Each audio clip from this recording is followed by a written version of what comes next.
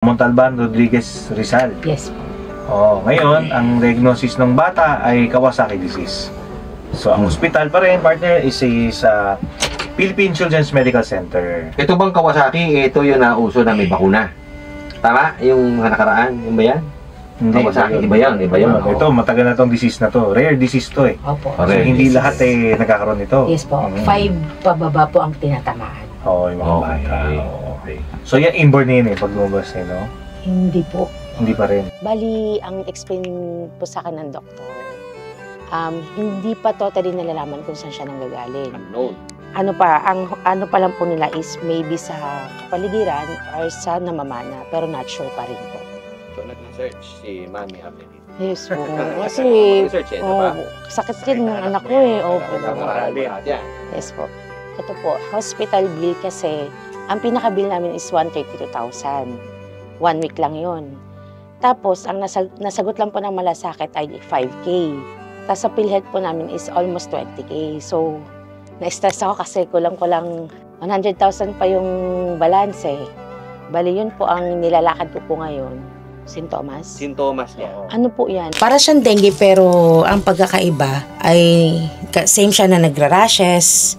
Kaso namumula yung bibig na nagsusugat kasama yung dila. Tapos namumula yung mata.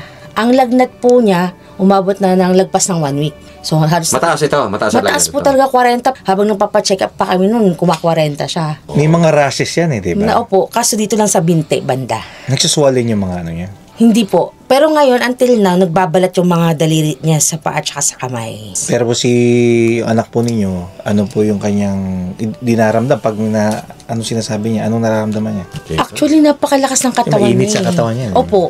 Ewan ko, napakalakas ng resistensya niya. Matamlay lang po siya kasi siguro sabi ko lumalaban yung anak ko. Dapat lumaban din ako. Meron bang schedule sa ospital uli na May follow-up po kami itong June 7. ano na ang gagawin sa kanya? Check up lang?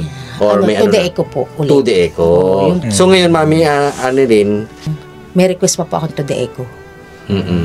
So Mami Annelyn, yung kulang na yon, sagutin na ng Ako Bicol yan, no? At ng programang ito, no? Na Ako Bicol sa Abante Hindi na Radio. ako mag-iisip. Ako Bicol Party, hindi ka na mag-iisip, no? Yes po. So may mensahe ka ba? Kayo. Para settled na. Sobrang nagpapasalamat ako kasi first time ko pong lumapit sa mga ganito eh. So, nagulat ako kasi sabi ko, bakit ang liit ng mga nalalapitan ko? Tapos, last na po yung Ako Bicol. Tapos, sinabi po ni Ma'am Angel na sasagutin lahat. Sobrang nagpapasalamat ako kasi stress na ako kung saan ko siya hanapin eh. Kaya sobrang nagpapasalamat ako sa Ako Bicol Party List, especially kay Congressman Zaldico. Maraming salamat po.